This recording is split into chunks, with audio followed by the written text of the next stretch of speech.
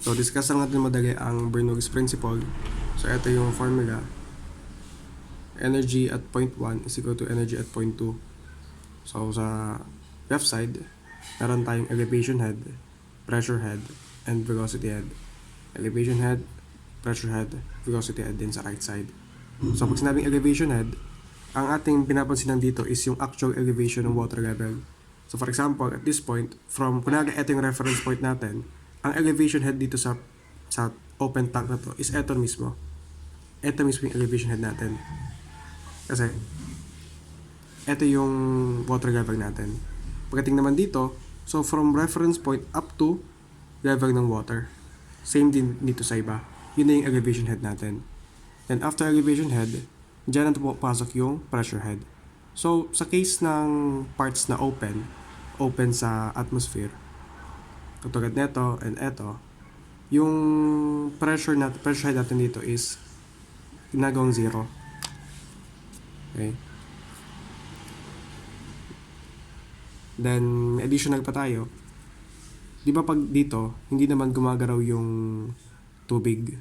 So, syempre, pagdating dyan, ang velocity head mo, 0 din. Kasi di naman siya gumagalaw.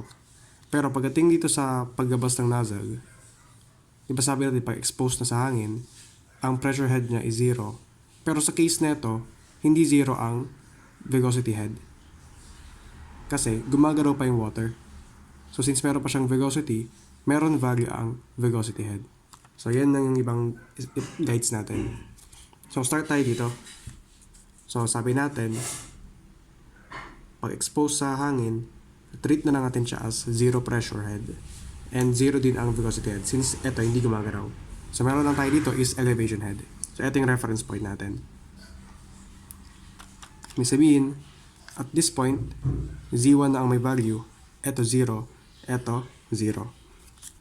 Then, kapag dumaan tayo sa pipe, bumababa ang value ni pressure head. Baka sabihin natin, di ba 0 ang pressure head? Bakit bumaba naman siya? So di naman technically, bumaba siya in reference sa elevation head natin dito. Pero kung babasehan natin, kunwari, dito sa part 1 na to, di ba yung ating elevation head dito is, kunwari, ito yung reference point natin, up to dito yung ano natin, elevation head, yung bagong elevation head niya. Kasi yung kanina sinabi ko elevation head is for this open tank lang yan.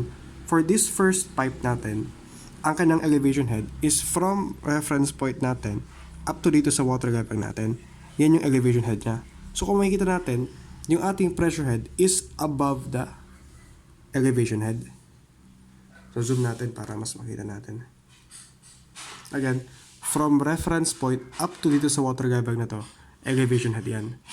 Then syempre, dumaan yung water. From this point up to this point, yan na yung ating pressure head. And from this point up to this point, yan na yung ating velocity head. Ngayon, kung ang ating reference point is yung eto, bababa talaga ang mukhang bumababa yung value ni pressure head. So bakit siya bumababa? Kasi nagkakaroon ng resistance sa flow.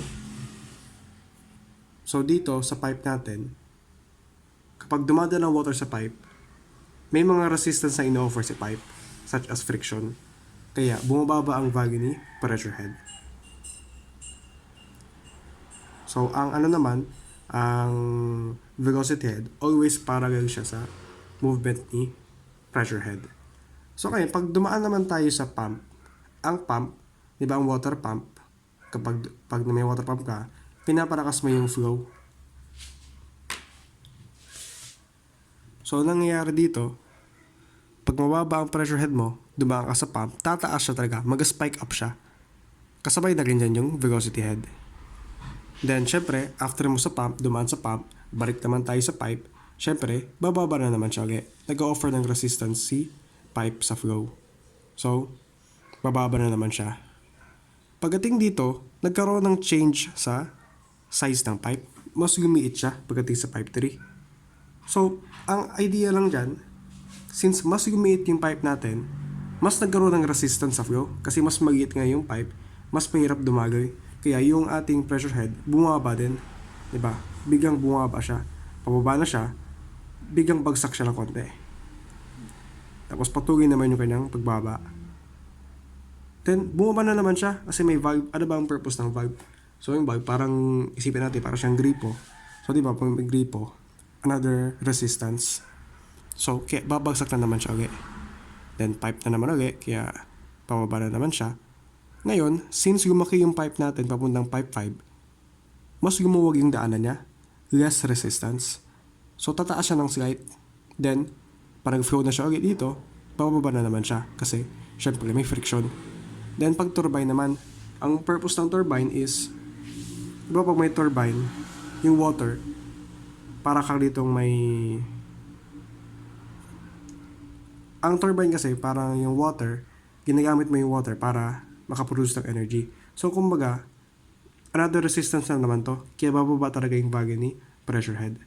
Then, syempre, pipe na naman, babagsak na naman siya, until, ito, pag lumiit lang gago yung pipe, ay yung nozzle, yung daanan niya, lumiit gago, kaya bumagsak na naman siya ang ulit. Then, pagabas niya ng nozzle, syempre, zero na ulit.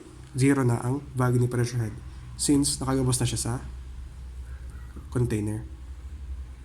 Pero, all this time, sumusunod lang si velocity head. Baba, taas, baba, baba, baba, baba. Except lang ditong part. Continuous na siyang hindi siya naapektuhan nung change ng diameter. Kumbaga, kung bababa siya, bababa lang talaga siya. Hindi siya maapektuhan kung nagka-change ng diameter dito. Bababa lang din siya ulit. Pero hindi siya mag-zero kasi gumagalaw pa yung water. Mag-zero lang ang velocity head kapag stagnant siya. Hindi siya gumagalaw.